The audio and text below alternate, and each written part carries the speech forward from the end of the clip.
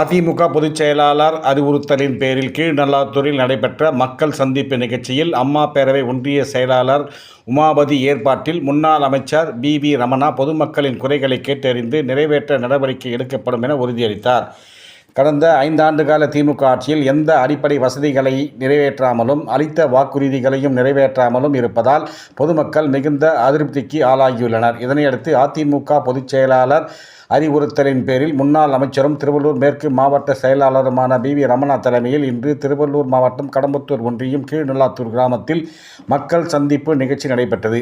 அம்மா பேரவை ஒன்றிய செயலாளர் உமாபதி ஏற்பாட்டில் நடைபெற்ற இந்த மக்கள் சந்திப்பு நிகழ்ச்சியில் பொதுமக்களிடம் முன்னாள் அமைச்சரும் திருவள்ளூர் மேற்கு மாவட்ட செயலாளருமான வி. ரமணா குறைகளை கேட்டறிந்தார். அப்போது கிராம மக்கள் இந்த கிராமத்திற்கு சாலை வசதி ஏற்படுத்தி தர வேண்டும் என்றும் பழுதடைந்த மின் கம்பங்களை மாற்றி அமைக்க வேண்டும் என்றும் புதிய மின் மாற்றியை அமைத்திட வேண்டும் என்றும் கோரிக்கை விடுத்தனர்.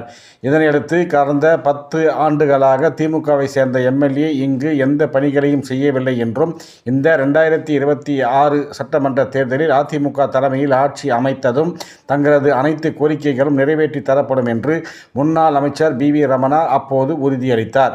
மேலும் தற்போது மகளிர் உரிமை தொகை 1000 ரூபாய்க்கு பதிலாக அனைவருக்கும் 2000 ரூபாய், மகளிருக்கு உரிமை தொகை மற்றும் வீடு இல்லாதவர்களுக்கு கான்கிரீட் வீடுகள் மற்றும் மகளிருக்கு மானிய விலையில் ஸ்கூட்டர் போன்ற பல்வேறு திட்டங்களை அதிமுக பொதுச் செயலாளர் எடப்பாடியார் அறிவித்திருப்பதால் தங்களது கோரிக்கைகள் நிறைவேற அதிமுகவுக்கு இரட்டை இலை சின்னத்தில் வாக்களிக்க வேண்டும் என அப்போது முன்னாள் அமைச்சர் வி. ரமணா கேட்டுக்கொண்டார். இதில் மாநில எம்ஜிஆர் இளைஞர் அணி துணை செயலாளர் எஸ். ஞானகுமார், மாவட்ட துணை செயலாளர் எல். செந்தில்குமார், மாவட்ட அம்மா பேரவை இணை செயலாளர் KBM எழிலரசன், மாவட்ட இளைஞர் அணி தலைவர் புங்கத்தூர் டி. தேவா, மாவட்ட பாசறை செயலாளர் நரேஷ்குமார், ஒன்றிய செயலாளர் சூரகாபுரம் எஸ். சுதாகர், எம்ஜிஆர் இளைஞரணி மாவட்ட துணை செயலாளர் R. சுரேஷ்குமார், ஒன்றிய மாணவர் அணி செயலாளர் டி. வசந்தகுமார் உட்பட நிர்வாகிகள் பலர் கலந்து கொண்டனர்.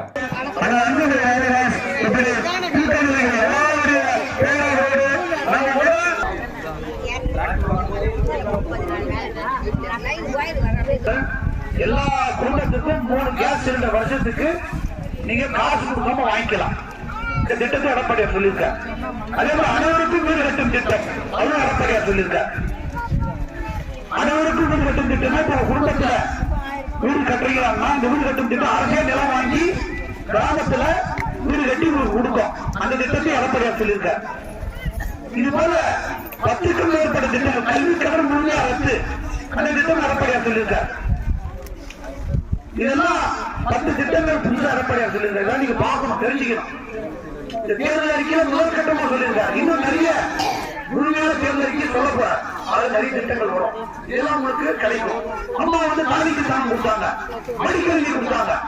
இந்த 5 வருஷம் தாலிக்கு தானம் எல்லாம் மடிக்கணினி கிடையாது. அம்மா மூடிட்டாங்க. இதற்கு தெரிந்து கொள்ள வேண்டும். அதனால 26 சட்டமன்ற தேர்தல் ஒரு வாய்ப்பு, ஆட்சி மாற்றத்துக்கான ஒரு வாய்ப்பு.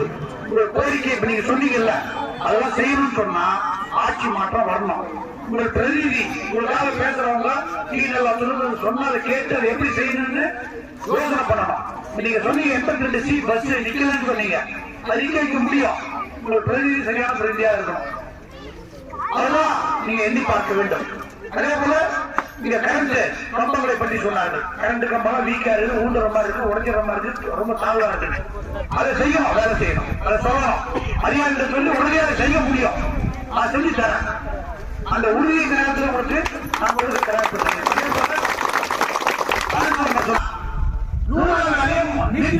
சொல்லி போய் சொன்னாங்க, பிரச்சாரம் பண்ணாங்க.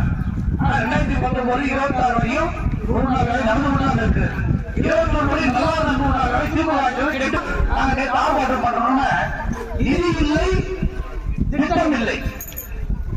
நாங்க என்ன கேட்கறோம், நிதி இல்லை, திட்டம் இல்லை என்று சொன்னால் நீங்கள் எதற்கு முதலமைச்சராக இருக்கிறீர்கள்? உங்களுக்கு எதற்கு முதலமைச்சர் பதவி? அதிமுக ஆட்சியில் மத்திய சர்க்கார் நிதி தரலாம். எடப்பாடியார் மாநில நிதியிலிருந்து 100 நாள் வேலைக்கு சரியாக நடத்தின. இப்போ எதிர்கட்சியா இருந்த போது மத்திய அரசாங்க பேசி மோடி கிட்ட பேசி 100 நாள் வேலையை 120 நாள் உயர்த்திட்டாங்க.